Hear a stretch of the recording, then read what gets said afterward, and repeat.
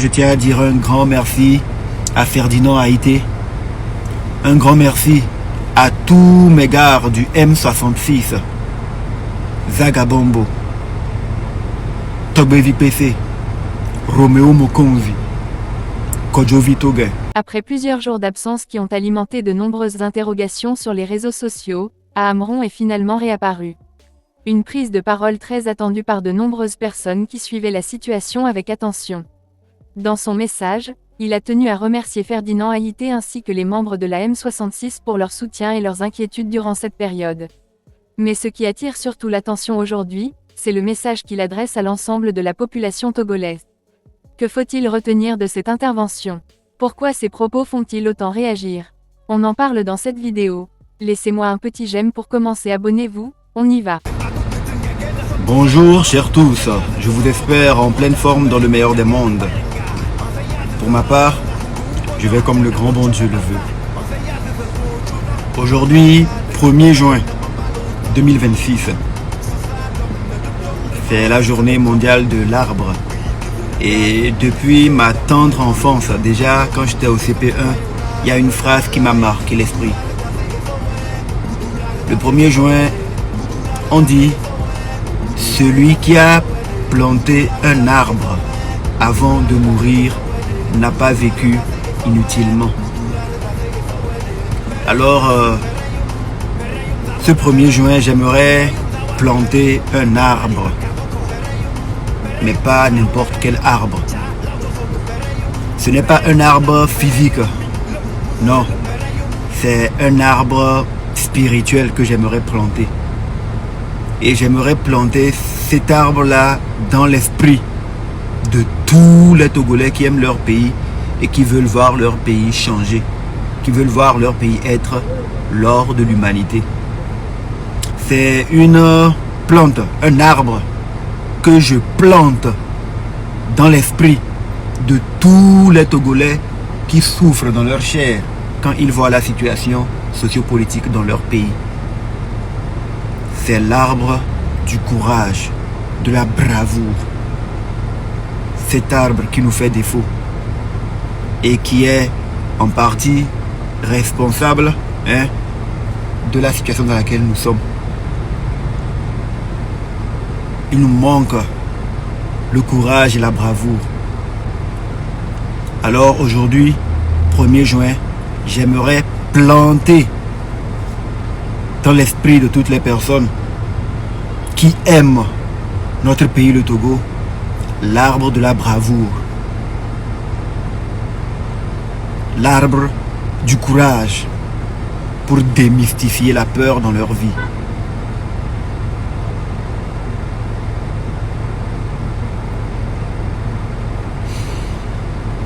Je me suis absenté des réseaux sociaux depuis le 26 mai parce que cette date me rappelait des souvenirs très douloureux.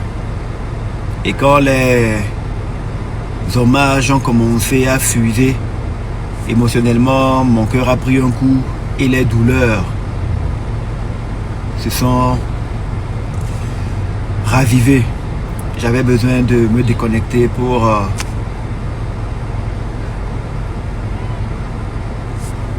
travailler sur moi. Je n'avais presque dit à personne là où j'allais, où j'étais, parce que j'avais besoin d'être avec moi-même. Je tiens à dire un grand merci à toutes les personnes qui se sont inquiétées pour moi, qui ont élevé les énergies pour me soutenir, pour réclamer que je puisse ressortir au cas où quelque chose m'était arrivé de mal.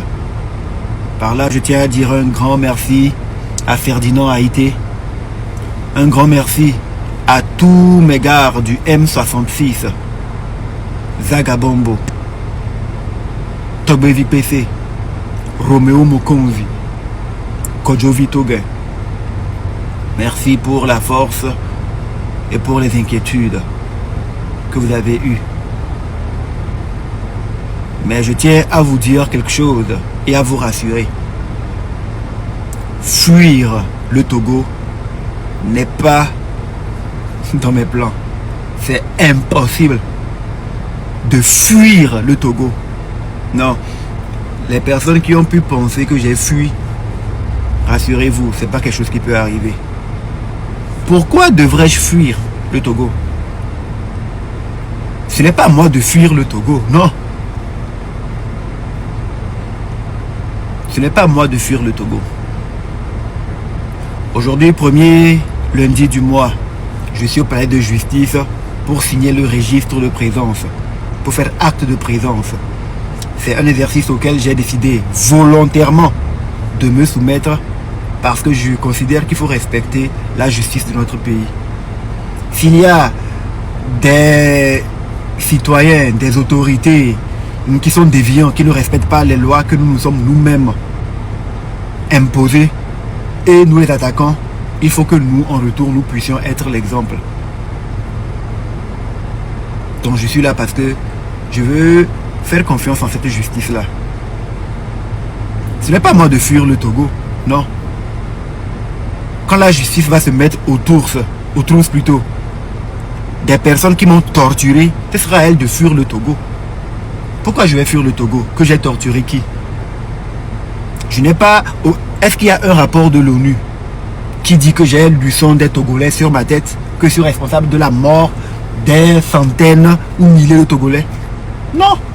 Pourquoi c'est moi de fuir le Togo? Ce n'est pas moi. Si quelqu'un doit fuir, ce n'est pas moi. Vous m'avez vu torturer des Togolais parce qu'on m'a donné le pouvoir d'exercer. Non. Alors pourquoi c'est moi je dois fuir le Togo? Je n'ai pas à fuir. Je suis chez moi. Je suis au Togo chez moi. Ce n'est pas à moi de fuir. Vous m'avez vu voler l'argent du contribuable dans les caisses de l'État. Détourner l'argent qui devait servir à construire des routes. Vous m'avez vu? Non. Vous avez une fois vu mon nom dans les rapports de l'IGE, de l'ITE, de la Cour des comptes, relié à des malversations? Non. Donc ce n'est pas à moi de fuir le Togo. Pourquoi devrais-je fuir? Si je quitte le Togo aujourd'hui, j'aurais donné raison ou j'aurais fait plaisir aux membres de la minorité pieuse, crapuleuse, qui veulent taire les voix dissonantes, qui veulent taire les voix qui disent la vérité. Et cela va déboussoler les jeunes ou les combattants sur le terrain parce qu'ils se diront « Ah, il est impossible d'être sur le terrain et de dire la vérité. » Je ne peux pas fuir le Togo. Cependant, il est clair que nous sommes en juin et que je suis un homme de parole. J'ai passé ces 6 derniers mois à observer. J'avais promis que je me positionnerai clairement et que je dirai ce que je pense après mes observations. Et je crois que le temps est propice pour pouvoir en parler. Nous sommes aujourd'hui lundi. Mercredi 3 juin, je ferai un live exclusif. On se parlera.